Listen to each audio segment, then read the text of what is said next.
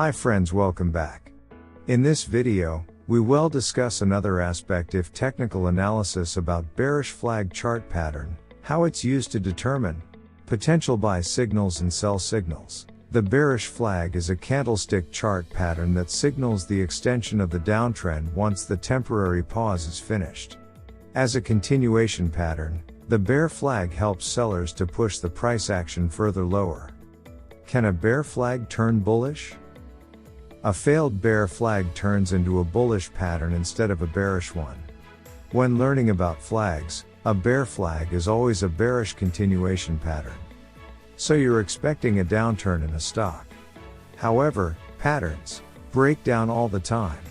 Key takeaways. 1. A flag pattern, in technical analysis, is a price chart characterized by a sharp countertrend, the flag, succeeding a short-lived trend, the flagpole. 2.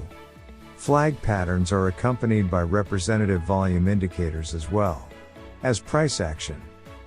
3.